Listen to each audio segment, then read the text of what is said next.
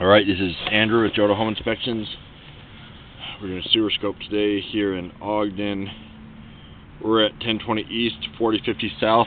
We've got the camera pushed out 140 feet, quite a ways. This is kind of a long line. The sewer stack sits on the back of the house and then goes all the way under the house and out to the city connection. You'll see a little bit of running water coming from the shared line.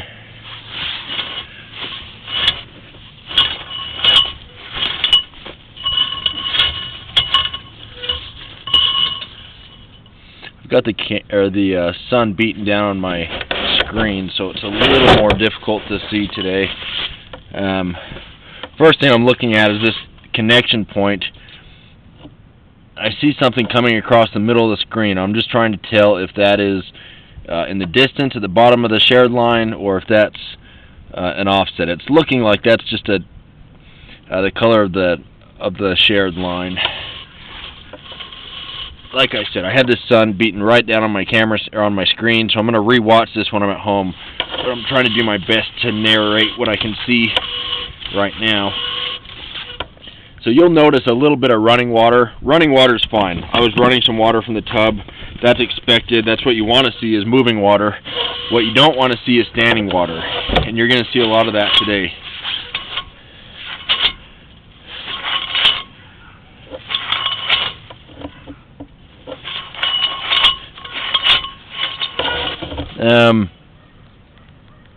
Looks like you might have a hole in the top of the pipe.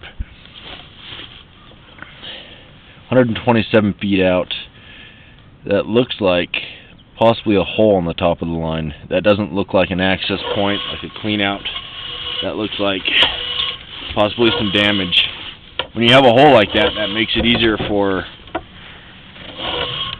waste to collapse in on the line, or not necessarily waste, but dirt to come in on the line. Roots can come in there a lot easier. One of the most important findings I found here is that there was a lot of standing water. This is somewhat minimal. We're starting to go over my camera head. Now we're completely over my camera head. And it's a pretty long belly. So this is an area where you can kind of see waste swirling around in front of the camera head. This is a spot where waste is more likely to collect, and that can definitely lead to a backup. The only way to permanently fix a belly is to dig it up and re-slope it. And we're going on 25 feet now. Still underwater. Still underwater. 35 feet. So I'd say 30 to 40 foot belly. Not ideal.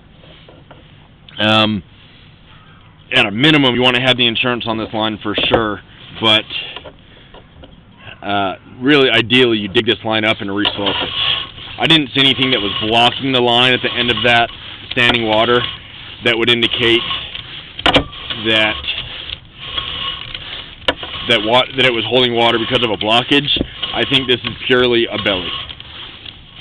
This is cast iron that we're going through here. Cast iron gets real rough and rusty. Eventually it will need to be replaced. Already when I pushed my camera out, there was a couple pieces of waste stuck on the pipe. We'll probably be going past it soon. I did run a fair amount of water, so it's possible that my camera head kind of knocked it loose and then the running water washed it out. Yeah, now we're going up the stack and I didn't see it. So it's possible that that waste that I did see got washed out. It looked like a wet wipe or something. I mean, you always want to avoid wet wipes when you have really any line, but especially cast iron, because it can get caught on it. I would recommend with this line having a specialist come out and give you a price to repair it, which could be very costly because it would mean digging it up to re-slope that area with bad grade. I accessed the line through the roof stack today. I thought I was going to have to break out the brass cap down in the basement, but I got here and enough of the snow had melted that I was able just to go through the roof stack. I'm still up here in snow, but it was safe enough that I could walk it today. I'm going to end this recording now.